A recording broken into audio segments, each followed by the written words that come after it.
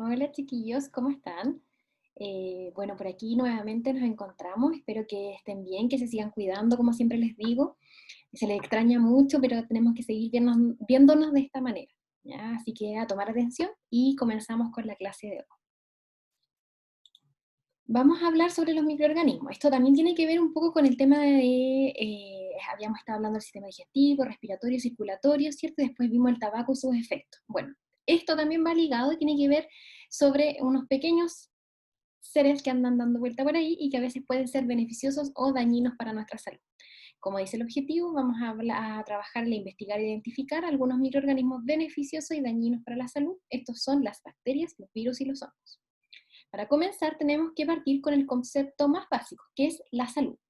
¿Ya? Según la Organización Mundial de la Salud, es un estado de completo bienestar físico, mental y social, y no solamente la ausencia de afecciones o enfermedades. Es decir, ellos dejan en claro que la salud, cuando uno habla de la palabra, tiene que ver con todos estos ámbitos, con lo físico, mental y social, ¿ya? Y no solamente cuando estamos hablando de que no estoy bien, no estoy resfriado, me siento bien, ¿verdad? Por así decirlo.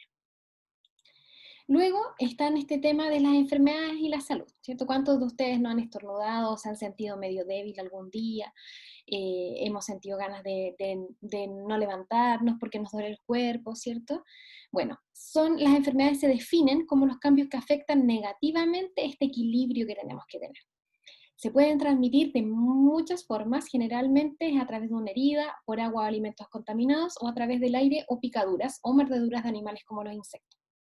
También pasa que cuando uno se resfría en la sala, varios o los que más se juntan con esa persona se van a resfriar también, porque se contagian también por el aire. Existe una clasificación de acuerdo al origen de la enfermedad, es decir, de dónde proviene. Existen 4 tipos. Aquí tomen atención porque se va a venir la actividad número 1.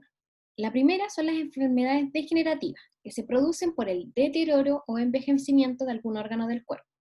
Por ejemplo, la enfermedad de Alzheimer, ya que afecta al cerebro y provoca progresivamente la pérdida de memoria. Es decir, el cerebro poco a poco se va degenerando y va perdiendo sus capacidades. Las azules, dice de enfermedades infectocontagiosas, se producen por los microorganismos. Ya sabemos que estamos hablando de los hongos, virus y bacterias, y son de fácil y rápida transmisión. El cólera es un ejemplo de este tipo de enfermedad, la cual es causada por un microorganismo y se transmite rápidamente por la población. Verde. Enfermedades carenciales son causadas por la falta o deficiencia de algún nutriente importante para el buen funcionamiento del organismo. Un ejemplo de este tipo de enfermedad es la anemia, que se produce por la falta de hierro y vitamina D. Y la última, la rojita, dice enfermedades parasitarias. Son causadas por parásitos que viven dentro o fuera de nuestro organismo, a expensas de él, ocasionando efectos negativos. Por ejemplo, la teniasis producida por la lombriz solitaria, que se aloja en el intestino delgado y afecta la absorción de nutrientes. Y de hecho, esa es una de las enfermedades bastante difíciles de identificar porque la gente comienza a bajar bruscamente de peso y es con una endoscopía, un examen que se hace con una camarita que ingresa, es donde se puede ver si tienen o no esta lombriz solitaria. Entonces aquí nos trae la actividad número 1. Ustedes van a tener que decir, de acuerdo a las características que hay acá, si la enfermedad es de uno de estos 4 orígenes. Es decir, si esta clasificación pertenece a degenerativa, infectocontagiosa, carenciales o parasitarias. Entonces usted va a leer las 4 indicaciones de aquí y va a escribir de acuerdo a su origen a cuál clasifica. ¿Ok? Pasamos a hablar sobre los microorganismos. Los microorganismos son los seres vivos más pequeños que existen. Para observarlos se necesita un microscopio. Al usar el microscopio, que permite ampliar varias veces su tamaño, ¿ya? Y estos provocan enfermedades y algunos incluso también tienen efectos beneficiosos para el ser humano. En términos generales, la mayoría de los microorganismos necesitan de oxígeno y agua para poder vivir. Vamos a conocerlos. Las primeras van a ser las bacterias. Son los seres vivos más pequeños y más abundantes en el planeta. Las bacterias las podemos encontrar en casi todas partes, en el aire, en el agua, en la tierra y en tu cuerpo incluso, cerca de los volcanes y hasta los lugares más fríos como en la Antártica. Si bien todas las bacterias son organismos unicelulares, son muy distintas entre sí. Estas se pueden clasificar según su forma. Si vemos aquí, hay bacterias que se llaman bacilos, otras que son en forma de esfera que se llaman cocos y otras que son en forma de, así como tubitos que les llaman espirilos. Y aquí encontré una imagen donde se ven como animadas. Estas bacterias están presentes en muchas partes y tienen efectos, son las más abundantes, de hecho, y tienen efectos que pueden ser tanto positivos como negativos. A continuación, los hongos. Los hongos son organismos que se caracterizan por crecer en ambientes húmedos y pueden encontrarse tanto en forma unicelular como multicelular. Un ejemplo son las levaduras, ¿ya? Que son hongos unicelulares, mientras que las setas, como el champiñón, son multicelulares, o pluricelular, también se conoce como esa palabra. A pesar de que se parecen a las plantas por vivir en el suelo y no desplazarse, los hongos se diferencian de estas porque no fabrican su propio alimento, las plantas sí. Para nutrirse, los hongos se alimentan de plantas o animales en descomposición, digiriéndolos externamente para posteriormente, mediante la absorción, adquirir sus nutrientes. Entonces aquí podemos ver una imagen en un laboratorio y los típicos hongos, incluso los champiñones, caben dentro de la categoría de estos microorganismos. Continuamos. Los virus. Los virus tienen características tan especiales y únicas que no son considerados seres vivos. De hecho, de los tres, se dice que ellos no son seres vivos porque necesitan de otro organismo para poder multiplicarse. Durante este periodo, los virus infectan a las células y se multiplican, produciendo descendientes que posteriormente se infectarán a otro organismo. Es decir, sí, el virus se multiplica rápidamente, ¿ya? Y eso es algo muy característico del, pero necesita de un ser vivo para poder multiplicarse. Si no, no lo va a hacer. Entonces aquí nos lleva a la actividad número 2. A partir de estas adivinanzas, ustedes van a tener que decir si corresponde a un hongo, a un virus o a una bacteria. Entonces ustedes las van a leer y van a decir a cuál corresponde. Y la actividad número 3, ustedes tienen que marcar con un check si es una enfermedad infectocontagiosa y con una X si no lo es. Es decir, ¿se producen por el deterioro de un órgano? ¿Es infectocontagiosa o no lo es? Y ustedes van marcando ahí con un check o una X. Y así hasta la letra F. Vamos a ver los efectos dañinos que tienen para la salud, ¿ya? Después vamos a ver los beneficios. Los dañinos. En las bacterias hay 3 tipos de enfermedades que puse: el cólera, la tuberculosis y la fiebre tifoidea.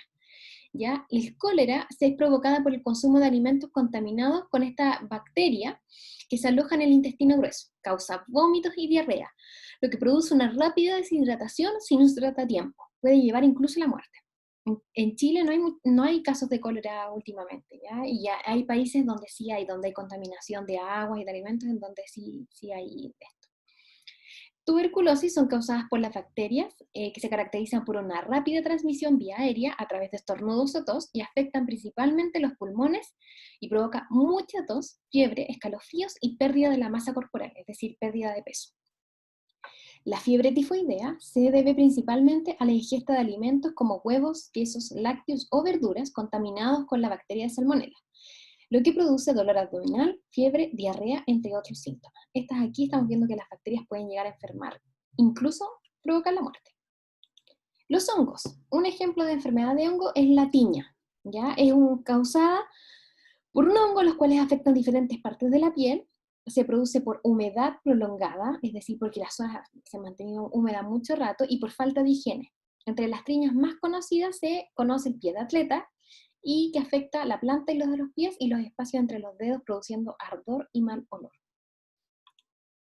Y los virus, ¿ya?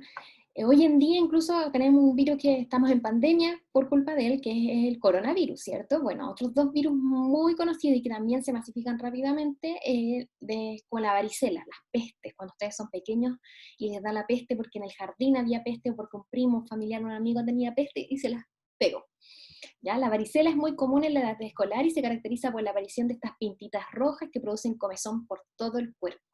Si bien no es una enfermedad grave, es altamente contagiosa, ya que puede transmitirse hasta 2 días después de que se aparezcan las marcas en la piel, y son esas marcas que aparecen ahí como llenas de puntitos rojos.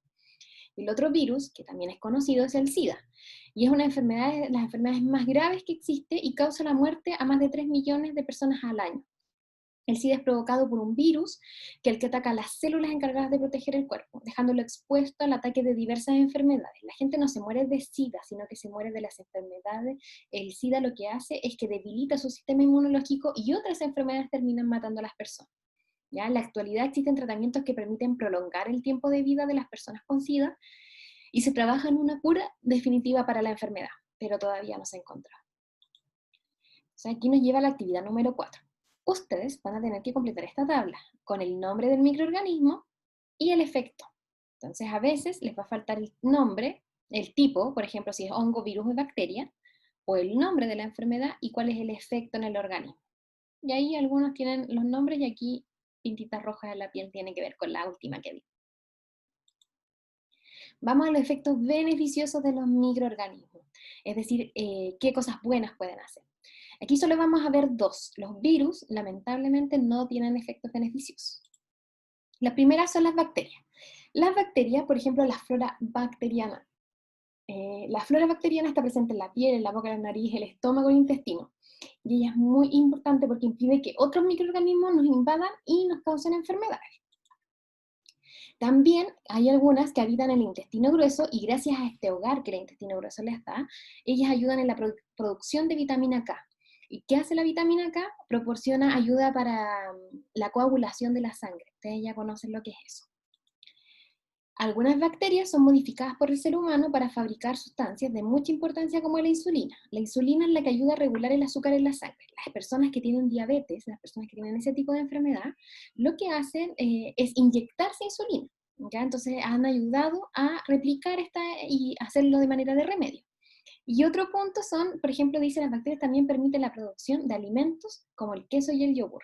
De hecho, son necesarias porque hacen que duren más tiempo o que su producción se pueda eh, variar. Por ejemplo, el queso azul, no sé si lo han visto, el queso azul está lleno de hongos y uno lo puede comer. Entonces, en ese sentido son, o sea, de bacterias, perdón, no de hongos. Está llena de bacterias y eso permite que uno lo pueda comer. Vamos a pasar a los hongos, y para eso está aquí este pequeño cómic. Dice, 1928. Un día común y corriente, el doctor Alexander Fleming se dirige a su laboratorio. De vuelta al trabajo, dice. ¡Qué desastre! ¿Cómo puedo dejar esto así? Mejor voy a revisar esas bacterias en las que estuve investigando. Después dice, qué raro, un hongo parece haber anulado a las bacterias. Las bacterias han desaparecido. ¿Cómo puedo usar esto ahora? Y esto la llevó a un gran descubrimiento, al descubrimiento de la penicilina. La penicilina se descubrió porque se dieron cuenta de que este hongo produce una sustancia mortal que mata a las bacterias. Y de hecho la penicilina es un antibiótico que ayuda a combatir muchas enfermedades que son a causa de bacterias, ya las más efectivas. La penicilina a algunos se las pinchan y suele doler bastante la pierna cuando te pinchan con penicilina. No sé si a alguno le ha pasado. Y también se utilizan para fabricar alimentos. Por ejemplo, la levadura. La levadura vimos que era un hongo unicelular, ¿cierto? Bueno, ¿qué es lo que hace la levadura? La levadura aprovecha el azúcar de la masa del pan y al aprovecharla empieza a desprender un gas, que es dióxido de carbono. En pocas cantidades, no nos hace daño. Y ese gas hace que el pan aumente su tamaño y empieza a darle esta porosidad a las migas. ¿Ya? Ese es el efecto que tiene positivo. Bueno, aquí tenemos una imagen y la actividad 5, que ustedes tienen que escribir 2 efectos dañinos y 2 efectos beneficiosos de los microorganismos en la siguiente situación. Entonces ahí hay 5 imágenes, ustedes tienen que escoger 2 y describirlas para dar efectos dañinos y 2 y describirlas para efectos beneficiosos. Y vamos con el final ya. Bueno, aquí estamos viendo cómo podemos cuidarnos, es decir, ustedes cómo pueden cuidarse. Es muy importante que lo tengan claro desde que son pequeños hasta que son grandes.